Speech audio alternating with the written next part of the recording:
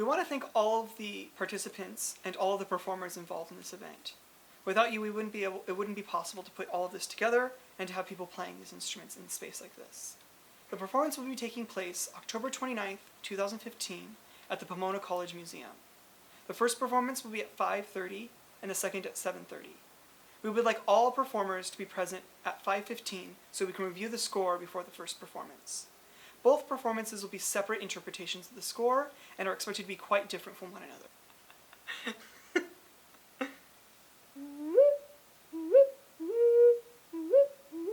The Juicerina came out of a collaboration between me and Michael Parker. Shortly after meeting Michael, he discovered that I liked making ocarinas as kind of a hobby of mine. And that was something that he learned and then kind of held on to for several years, until he was working on his juicers, which it was a project called Juicework, where he created these ceramic juicers for juicing citrus fruits. And he had handed me one of his juicers and said, "Can you make this into an instrument?"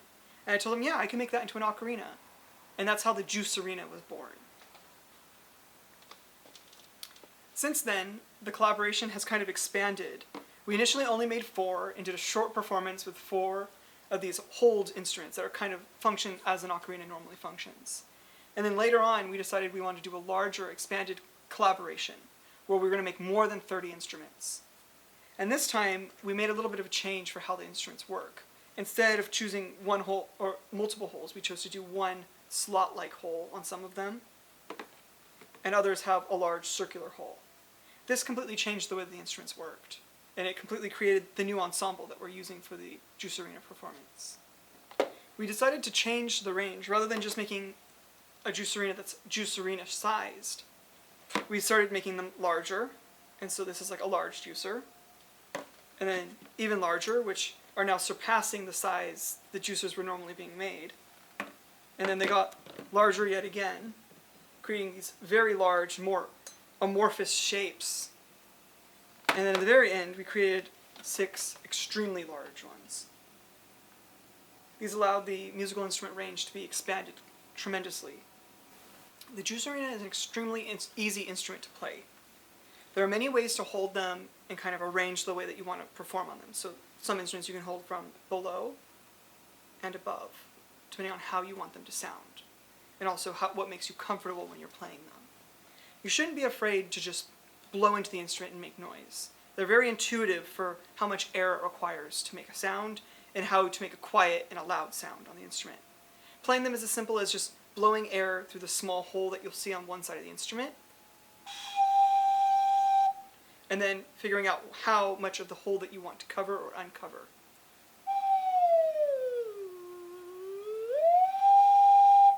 And that's the most basic system for playing these instruments.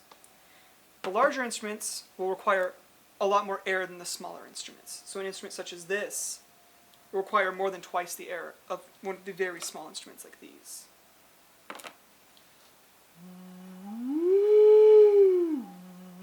So it's as easy as just finding the hole that you blow your air through, and then covering and uncovering the hole.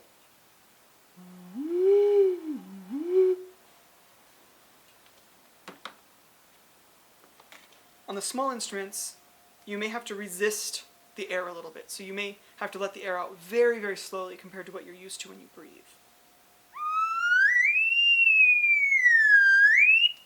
But overall, they're very intuitive to learn how to play, and very easy to play. I'm going to go over some various techniques that you can also do above just blowing sound into the instruments. So there are tonguing techniques, such as tonguing on the front of your tongue like a T, ta, ta, ta, and also playing using tonguing on the back of the throat, so there's ah, ah, ah, ah, ah. Both tonguing systems work on these instruments, and you can choose to use whichever you prefer. So for that, I'm going ta, ta, ta. And then I can also go.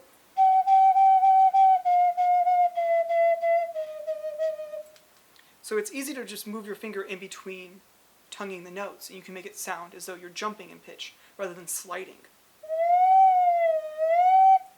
Both tonguing techniques work. Some tonguing techniques work better on some instruments than others, such as a T tonguing on the large and the back of the throat tonguing on the small.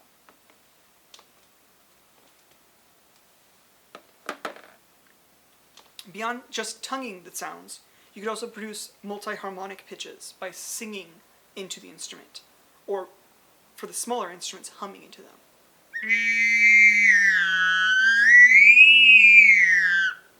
This technique is also quite easy, but takes a small amount of practice to learn how to blow air out of your mouth and hum.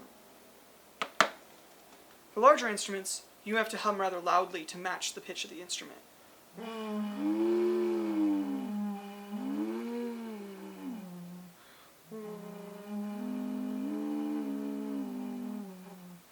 You'll note that the instruments are producing two pitches, both the pitch that you're producing from your throat and the pitch of the instrument that it's playing itself.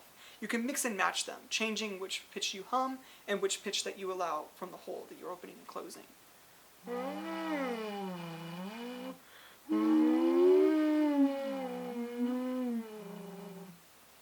That technique takes a small amount of practice, but is overall very easy and can be learned in under 5 minutes. You can also try flutter tonguing, which is when you rapidly allow your tongue to flutter in the front as though you're doing a T, such as that. This technique on the instrument makes a very rapid, kind of staccato note.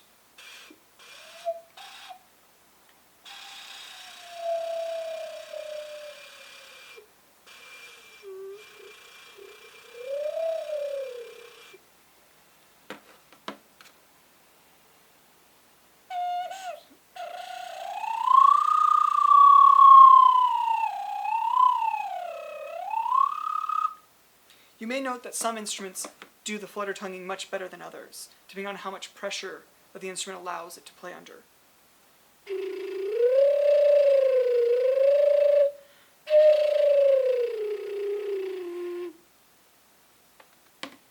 The unusual airy noises that made by some of the instruments may be very desirable, as the pitch of the fluttering can overpower the instrument itself.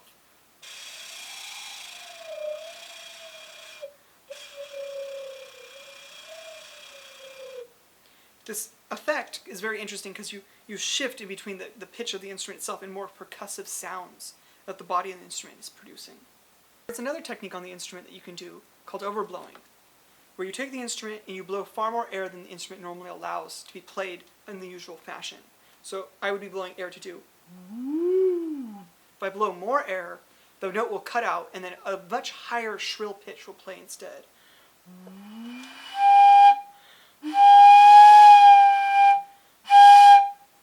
That shrill pitch is an overblown pitch, and most of them don't vary very much, but they have a very unique tonal quality.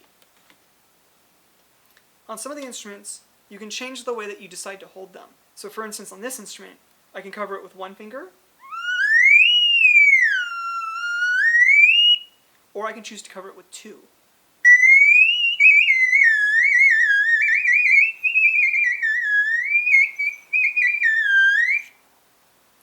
And I can also choose the way that I hold it, so let's say for instance to hold it with my thumb like this. Or I can try and play it vertically like this. Choreophorgle's score is divided into 4 movements. The first is mixed metronomes, the second convergence, the third voice wavers, and the fourth kaleidoscopes and flutters. You'll be assigned to a group. Each group will have a leader and then members that are going to follow the instructions of that leader based off of where they're instructed to do so in the score. For the first movement, mixed metronomes, each person will produce short bursts of sound and then short segments where the sound is off. The pitch, frequency, and volume of these is completely open-ended to the performer. So you can go ah, ah, ah, ah, for instance, or oh, oh, oh, oh on your instrument, or you can even do something very quiet, such as this is left completely open-ended, and you can choose for how long of a duration you want to do each one before switching to a different type of sound, a different length, and a different volume. And you can switch them indefinitely throughout the performance as you wish. You'll be instructed by your leader to turn the overall sound on and off at certain points during this movement. So your leader will give you a cue that your entire group all agrees on, and that cue will tell you to turn off, and all players will simply not play their instruments during that period. And then they'll receive another cue later to start playing again. And this will effectively turn rooms in the museum on and off on whether or not there is sound being produced in those rooms. At this point, all the instrument players should be playing different tempos and different rhythms from one another, and you'll be hearing sound that's chaotic all around the space. Every person should be offset from one another, ignoring what everyone else is doing. This will cue movement 2, convergence. At this point, your squad leader shall turn around, and this will cue you in to start synchronizing your tempos with one another. You will slowly begin to synchronize your tempos with everyone else in your group until you're all playing the same tempo in agreement with one another. You will slowly start slowing down your tempo, and this will begin the next part where you start playing long, droning tones. To play a long, droning tone, you shall simply play the instrument as long as you can, stop, take a breath, and continue playing the instrument. So after maintaining the continuous droning tones for a while, your squad leader will give you a cue based on an agreed gesture that the entire group agrees on, starting movement 3, voice wavers. During this movement, you will produce a tone with either your voice or by flutter tonguing to accompany the sound of the instrument itself, and you will maintain a long droning tone. You'll be producing sounds such as or so after a period of time of humming or fluttering into your instrument at the same time as you're playing it, you'll begin at your own discretion, without the squad leader cueing you, decide to start including other elements involving your hands and the instrument. This will bring on the beginning of movement 4, kaleidoscopes and flutters. During this movement, you will slowly start, while humming or choosing no longer to hum into your instrument, begin to make small scooping motions around the part of the instrument that varies the pitch. You can start by slowly moving your hand around the hole and observing the way that it affects the pitch. During this movement, there will be lots of variations in pitch with people around you, all separate from one another. After you've done this for a short period of time, at your own discretion, you can start fluttering your fingers around the hole, creating unique tonal shifts and jumps in the tone, such as moving your fingers up and down as such.